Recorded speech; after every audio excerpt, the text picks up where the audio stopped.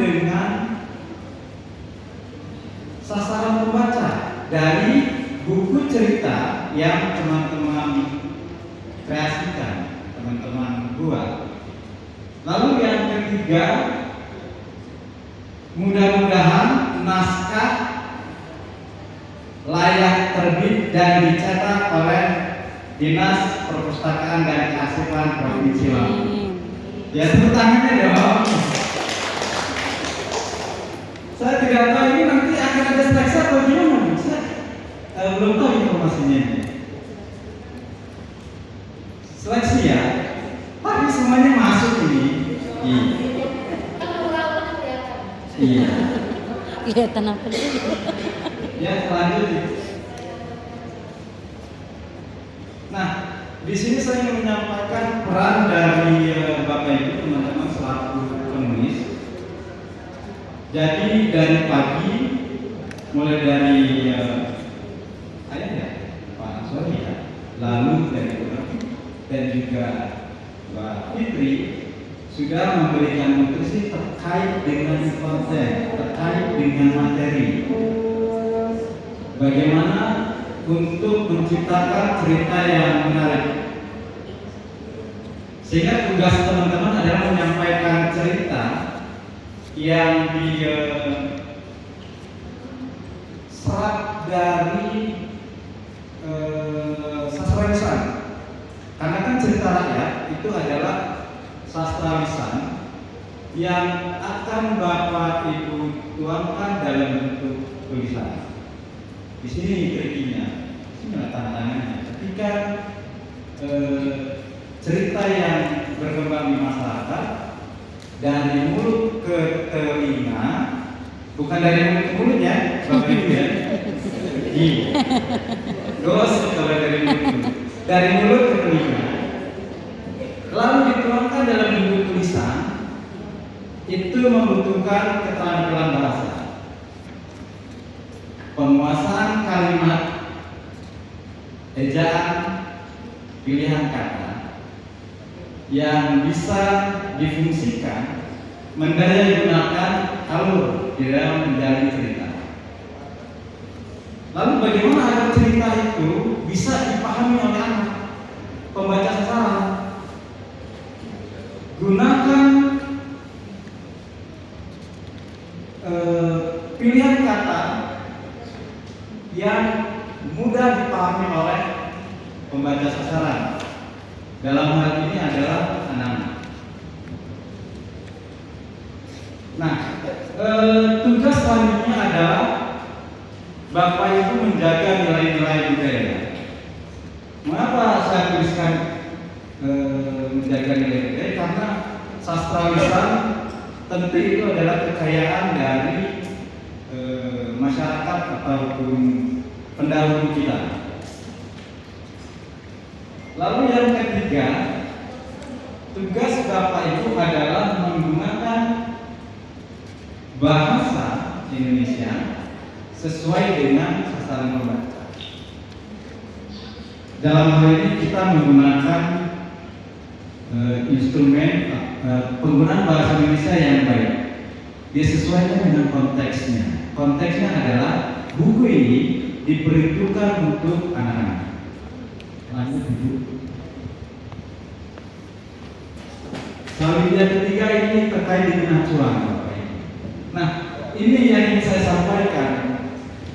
Sebetulnya biasanya saya menjadi panitia kegiatan Bapak Ibu. Dan terkadang ada hal yang ingin saya sampaikan, hal yang sifatnya teknis gitu kan. Jadi buku cerita anak itu ada pedomannya yang dibuat oleh Badan Standar Kurikulum dan Asesmen Pendidikan yang dituangkan dalam Perda Nomor 30 P 2022. Di dalam peraturan ini mengikat ketentuan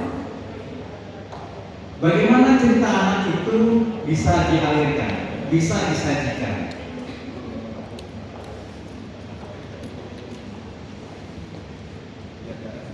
Pada regulasi ini tujuannya adalah agar cerita Bapak Ibu itu sesuai dengan pembaca sasaran, lalu tingkat keterbacaannya dan isinya itu sesuai dengan perkembangan mental anak-anak. Tadi saya sempat mendengar kalau cerita rakyat itu sebetulnya itu kan penuh dengan kekerasan ya, karena memang cerita tersebut diciptakan oleh orang dewasa. Akan tetapi sayangnya pendengarnya adalah anak-anak, kan begitu ya Bapak Ibu ya. Iya. Nah, hal-hal seperti itulah yang diatur di dalam regulasi ini. Lanjut.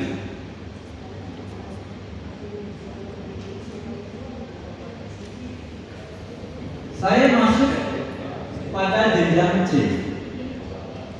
Ya Bapak Ibu. Jadi di regulasi ini pembaca itu dikelompokkan dalam 5 tingkatan membaca, yaitu pembaca dini, pembaca awal, pembaca semenjana, pembaca madya, dan pembaca mahir. Tiap-tiap tingkatan ini disetarakan dengan usia ataupun diikat oleh kemampuan yang dimiliki oleh tiap-tiap anak itu. Karena kan usia seorang anak akan mempengaruhi penguasaan kosakatanya. Semakin tinggi usia anak, maka perbedaan kosakatanya semakin banyak. Dari naskah yang sudah dikirimkan, rata-rata sebetulnya itu masuk dalam kategori jenjang C. Oleh karenanya saya masukkan di sini langsung fokus bahwa buku ataupun cerita yang akan dibuat oleh Bapak Ibu itu jenjang C. Jenjang C ini ada aturannya. Lanjut.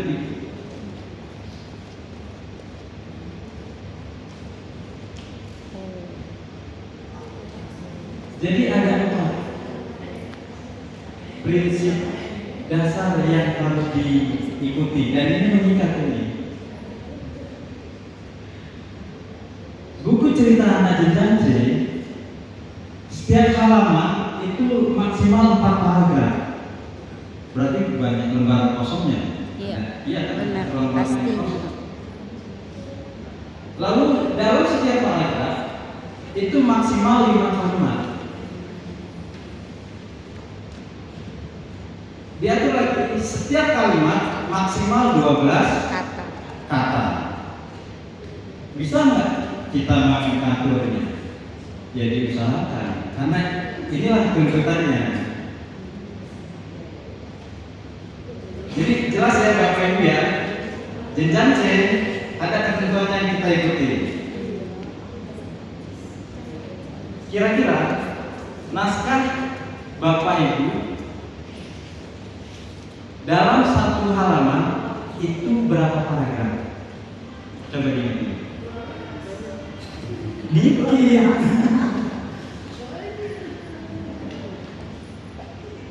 Lebih dari 4, lebih dari 5. Iya. Jadi ini kerisauan, tapi hal yang benar-benar ingin saya sampaikan terkait dengan hal teknis menulis cerita anak. Dalam hal ini genrenya adalah cerita rakyat, tapi sasaran pembacanya adalah anak usia 10 hingga 13 tahun. Lalu dalam membentuk struktur kalimat jenjang C ini hanya ada 2 umumnya kalimat yang digunakan, yaitu kalimat tunggal dan kalimat majemuk. Kalimat tunggal itu sederhana, hanya subjek dan predikat. Jadi, lalu kalimat majemuk. Apa kalimat majemuk? Subjek, predikat, keterangan, objek, keterangan, keterangan, ketambahan klausa Bapak ya, Ibu. klausa. Jadi Dan kalimat majemuk itu bisa kalimat majemuk setara, bisa kalimat tingkat, majemuk bertingkat. Ditandai atau ciri-cirinya ada konjungsi. fungsi. Kan banyak tuh Bu, kalimat majemuk itu, bahkan bisa berlapis-lapis. Pada jenjang ini kita dibatasi oleh jumlah kata per kalimat, ya 12 Kata. kata. Nah, meskipun diperbolehkan menggunakan kalimat majemuk, Oh iya. diusahakan dominannya adalah kalimat majemuk setara. Kalimat majemuk setara, konjungsinya nanti bisa Bapak Ibu browsing, searching. Apa searching? Ini bahasa Indonesia nih. Tidak boleh menggunakan istilah asli. Berselancar ya. Jadi di dalam membentuk kalimat atau struktur kalimat jenjang C, tanamkan dalam pikiran hanya dua kalimat bentukannya, kalimat tunggal dan kalimat majemuk. Dan itu menjadi PR bagi teman-teman ya. Jadi,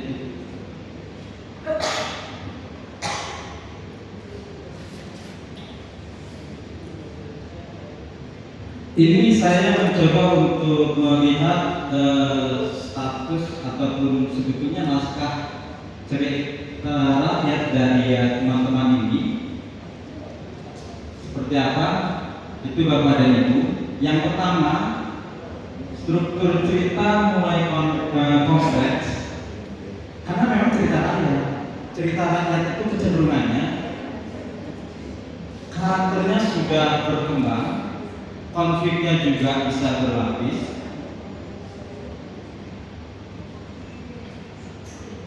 Cukup cocok untuk usia 10 hingga 13 tahun karena di usia ini mereka sudah mulai lancar membacanya. Tapi ada catatan di bawahnya. Yang pertama, bahasa harus komunikatif dan mudah dipahami. Lalu bagaimana kunci agar bahasa itu mudah dipahami? Penggunaan diksi. Diksi pilih yang diksi itu pilihan kata. Pilih yang konkret. Jangan yang fakta. Kan ada perbedaan antara kata konkret dan kata abstrak. Karena memang transisi ataupun perkembangan kognitif anak usia 10 hingga 13 tahun masih belum berlangsung. Lalu yang kedua, kalimat tidak terlalu panjang dan tidak ambigu. Dari naskah yang dikirimkan, rata-rata kalimatnya panjang ya. Iya, ada yang panjang, ada yang pendek. Dan tidak ambigu. Agar kalimat tidak terlalu panjang, kembali lagi prinsipnya kalimat tunggal dan kalimat majemuk setara. Lalu ketambahan tidak ambigu. Tidak ambigu di sini. Gunakan kalimat efektif. Kalimat efektif itu kan kalimat yang tidak bertele. Kan beda ya kalimat efektif dan kalimat tunggal ya. Kalimat tunggal terkadang tidak efektif. Ia bisa berisi redundansi atau berlewat atau berlebihan atau mubazir. Saya maju ke depan. Saya maju. Maju pasti ke depan. Efektif tidak? Tidak. Itu, ya, betul. Kalimat tunggal itu sekali Cukup. nafas. Ya, saya maju. Cukup satu ide, ada subjek, ada predikat. Dah. Tapi belum tentu Efektif. Lanjut.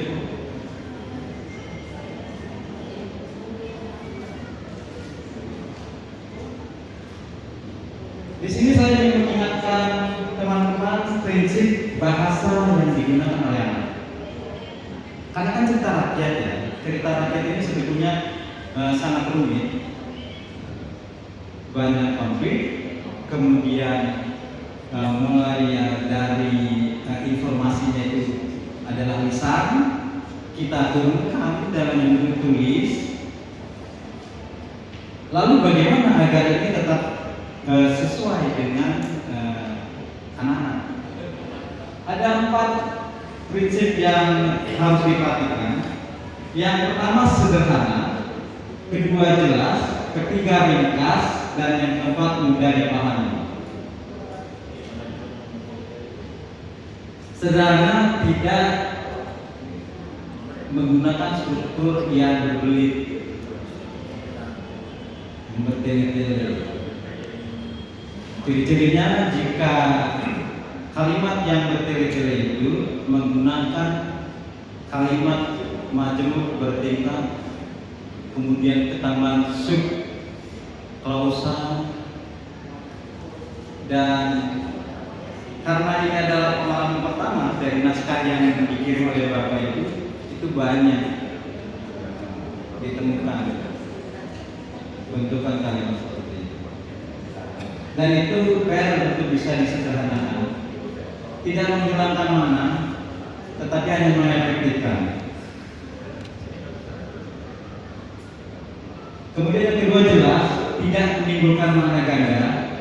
Ini adalah kalimat efektif yang diminta. Kemudian ringkas sama dan mudah dipahami.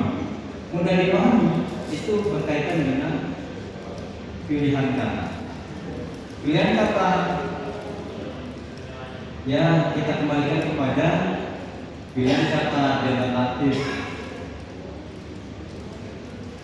Kan susah ya, kita orang dewasa, perbenaran kosakatanya sudah sangat melimpah. Lalu ketika menurunkan dalam bentuk tulisan dan cerita yang dibaca anak-anak, ada banyak tuh bang kosakata yang berseliweran. Mana yang mau saya turunkan? Mana yang saya gunakan?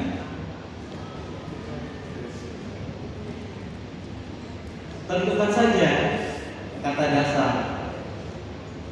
Karena kemarin itu saya masih beberapa kali membaca buku cerita anak yang ada di balai bahasa itu. Meskipun sudah diatur ketat, masih ditemukan kata yang diksi yang menyulitkan bagi pembacanya, yaitu baba melesat jauh. Bukunya jenjang A di bawah.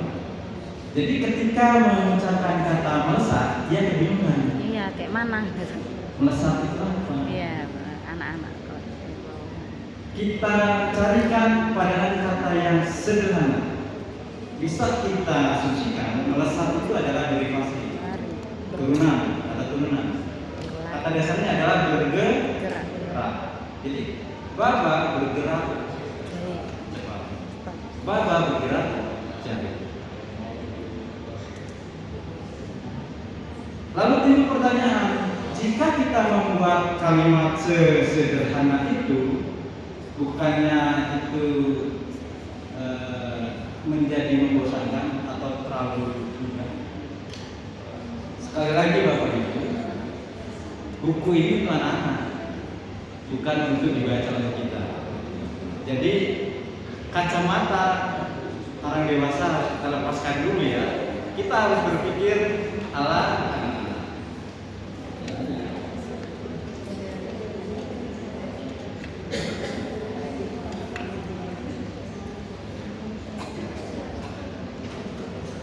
Dari naskah yang dikirimkan, beberapa saya baca kesalahan umum itu ada 3. Kalimat terlalu panjang karena menggunakan kalimat majemuk bertingkat, dan itu berlapis-lapis sampai terengah bacanya. Karena tidak ada tanda baca, padahal di situ ada konjungsi. Iya. Makanya itu bisa kenal aja itu ejaannya. Ini konjungsi, tidak ada tanda baca, sehingga tidak diberikan kesempatan untuk jeda. Lalu diksinya juga.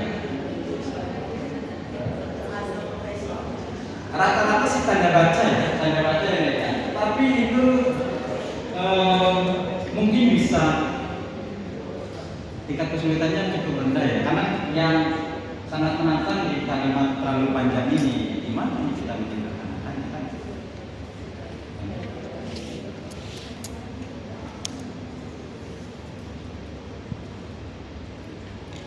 Nah ini saya ambilkan dari naskah salah satu peserta. Contoh kebahasaan. Tadinya saya mau tulis kasus kebahasaan. Kok berat ya? Iya, kasus nanti disomasi lagi nanti.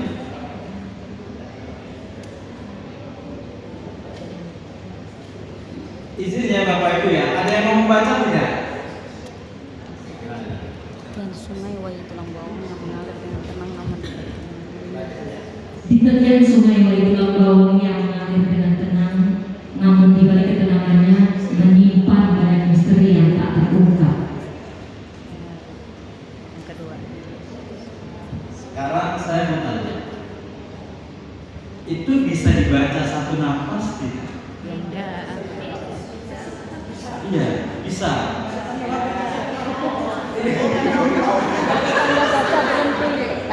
Pasti kayak gitu dulu. Iya benar. Bisa dibaca satu nafas. Tapi sesek Pak dan Iya. Jadi cara mengidentifikasinya begitu. Bagaimana menyederhanakan kalimat ataupun mengidentifikasi kalimat ini terdiri atas kalimat tunggal atau kalimat majemuk bertingkat-tingkat. Jika kita baca secara bersuara, maka kita akan mudah untuk mengidentifikasi, untuk menemukan. Oh, ini yang harus saya suka. Oh, berarti ini hapus kemana? Bagian ini berarti kampung bawah. Dari satu kalimat, itu satu kalimat. Kalimat tunggal itu hanya ada satu ide. Kalimat majemuk itu 2 ide. Ini lebih dari 3. Tidak ada tanda baca.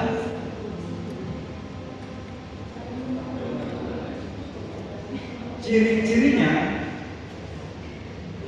menggunakan verba yang banyak. Jika banyak verba, maka itu banyak gagasan.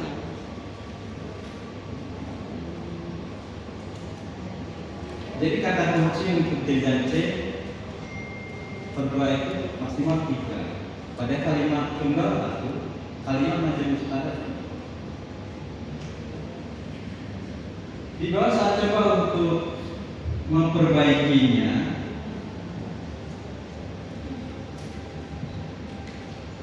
Saya masih ingin menekankan tentang penggunaan ataupun bagaimana menuliskan kalimat tunggal dan kalimat majemuk.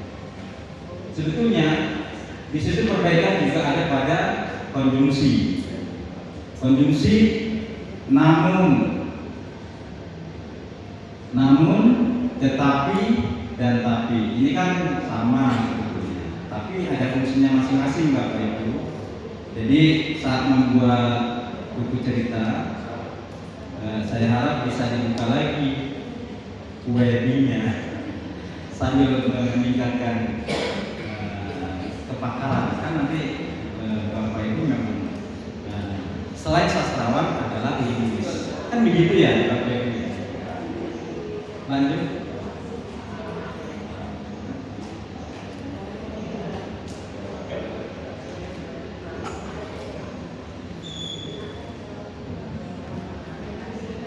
Oh ya.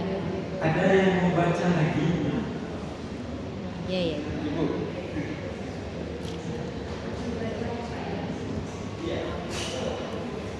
Pada suatu hari di pagi hari yang cerah, pada suatu pagi yang cerah,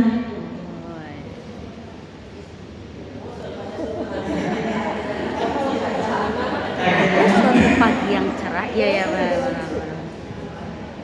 Ibunya kaget begitu bahasa yang sederhana. Ada suatu pagi yang cerah. Karena terbiasa yang panjang. Sudah terlalu banyak perbedaan kata-katanya. Kalimat pertama masih yang redundansi, ambigu, tidak efektif. Kata kunci jenjang C, gunakan kalimat tunggal, kalimat maju setara, kalimat efektif. Hanya 3 ini dominannya. Karena kita berbatas jumlah kata per kalimat, maksimal 12 kata. Banyak kalimat sesuai dengan. Oh iya, kan Berefek gitu. nanti masih mau dilanjutkan jadi kembangkan ya ceritanya ya. Iya. Iya benar. Karena lumayan ini PR-nya nih. Iya. Saya agak deg-degan sebenarnya. Bisa selesai nggak ini? Oh mantap. Pak Ramlan baru sadar ya Pak. Kami dari tadi Pak sadarnya. Banyak yang PR-nya ini. Lanjut.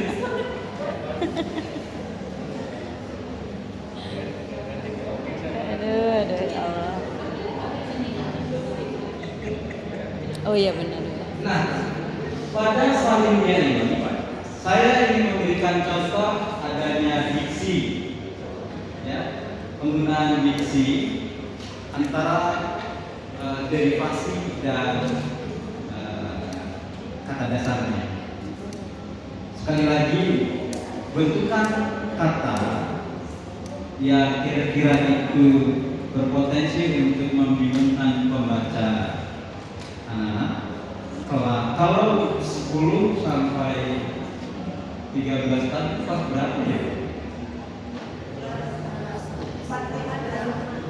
Ini ya SD kelas tinggi, kelas 5, 6 sama kelas 1 SMP. Jika menemukan kalimat mengalami kelelahan,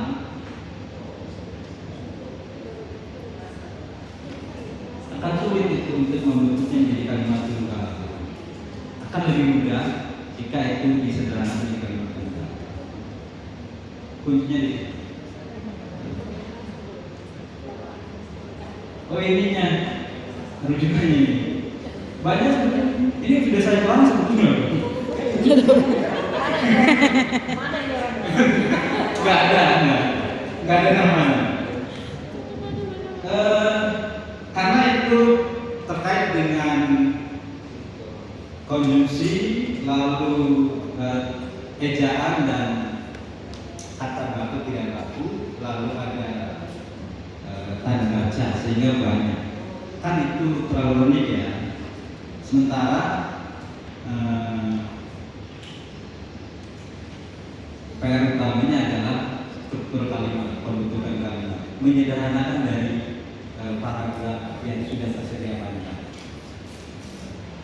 Lanjut.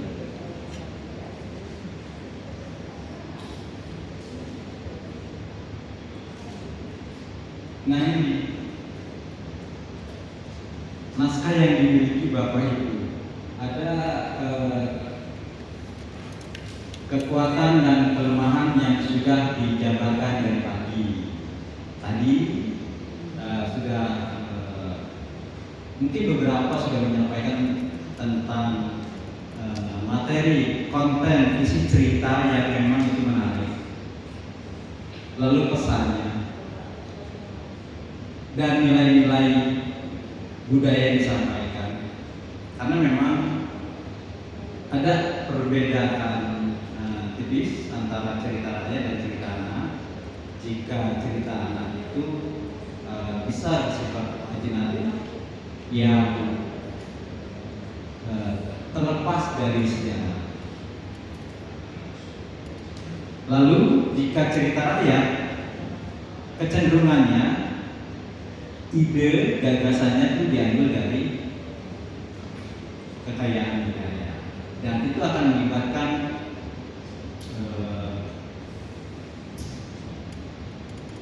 nilai-nilai budaya yang tentu melibatkan penggunaan kosakata yang dekat dengan kebudayaan. Dan ini yang juga harus dipertimbangkan Bapak Ibu. Jika ada kata kosakata yang itu asing, bisa diberikan catatan dalam bentuk glosarium. Misalkan diksi Siger. Siger itu kan bukan bahasa sehari-hari kan? Ya. Itu diambil Kota. dari kosakata budaya.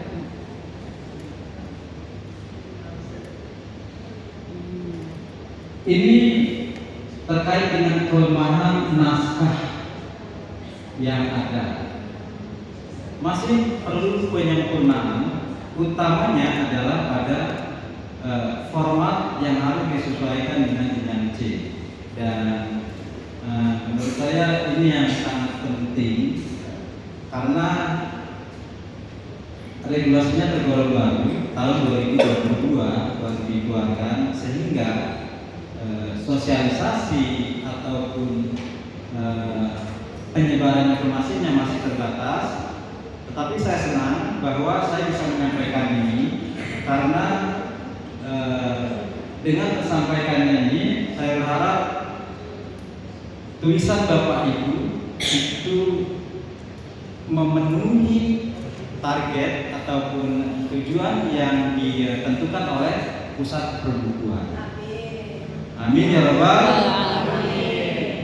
Karena Bapak Ibu, buku cerita ataupun buku non teks atau buku teks sebelum diedarkan ke sekolah satuan pendidikan itu harus lulus di penilaian pusat perbukuan. Nah, salah satu kriterianya yang dilihat adalah ketentuan ini, sehingga Bapak Ibu tentu akan membuat saya juga, nanti saya akan ada saya nanti jadi banyak jadinya.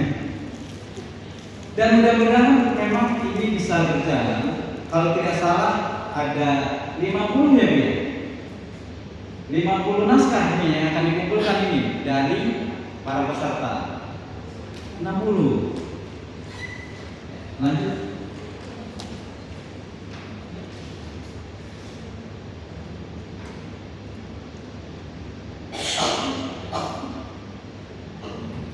Tiga hal ini yang dari tadi ingin saya bukan, tapi selalu saya sampaikan secara berulang bagaimana agar kalimat itu disederhanakan, kemudian perhatikan ejaan dan menyesuaikan diksi atau pilihan katanya.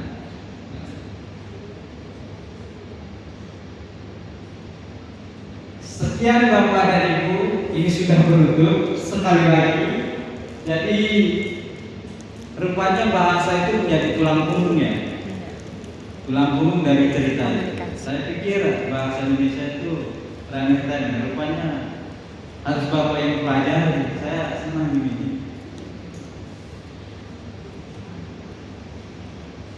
Karena dengan penguasaan bahasa yang tepat itu dapat menjadikan buku yang dibuat oleh Bapak Ibu memiliki tingkat keterbacaan yang mudah dipahami oleh pembaca, dan mudah-mudahan semuanya bisa mencapai itu. Amin ya rabbal alamin. Untuk sementara ini yang bisa saya sampaikan, dan sebelum saya tutup barangkali ada yang ingin ditanyakan. Silakan. Ya.